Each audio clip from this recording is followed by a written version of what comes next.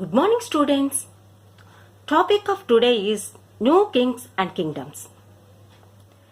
In this chapter, we will learn about who were the rulers coming from non-Kshatriya clan, what kind of ritual they performed to become rulers, who were Samantas, who were the parties involved in the tripartite struggle, what does mean by tripartite struggle, how did the Rashtrakutas become powerful?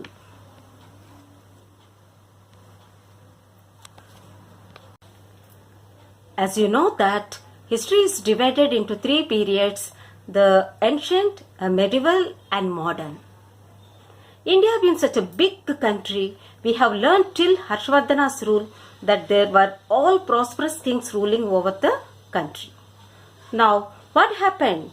After the death of King Harshvardhana, there was a lot of confusion in the country. When will you have such condition? When there was no proper leader or no proper ruler. After the death of Harshvardhana, they did not have proper strong ruler to rule entire country. So, what happened? Slowly the country was divided into small kingdoms ruled by small kings. There were too many kings and too many kingdoms. What happened? Definitely it will lead to confusion. That was the reason.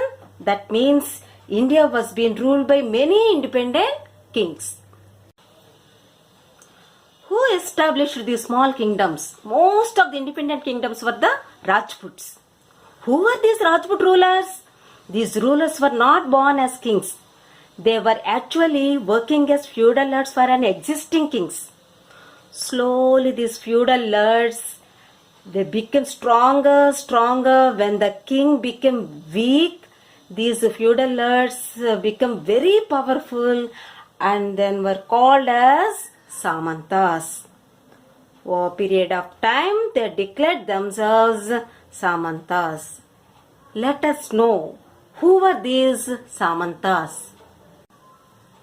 These Samantas were big landlords or warrior chiefs, subordinates to existing kings, expected to bring gifts to their kings, provided military support and attended king's courts, gained power and wealth. When they got power and wealth, then they declared themselves Mahasamantas and Mahamandaleshwara. Means the kings under the control of the particular region. Like that, we had many new kingdoms coming out amongst both north and the south of India.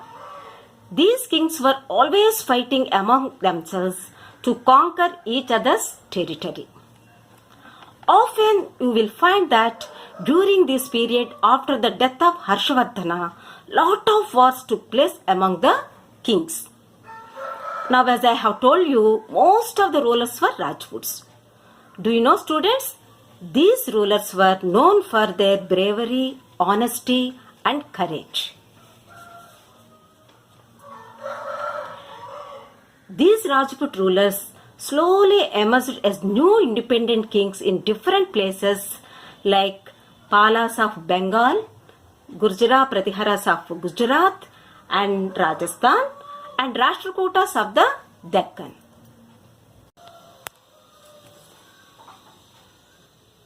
These kingdoms, first before coming to south, they fought among themselves first to have more dominance, means more control, more power, especially on the northern place, on the northern kingdoms.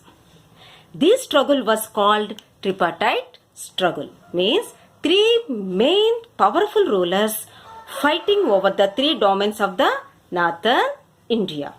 Who were the parties involved in this struggle?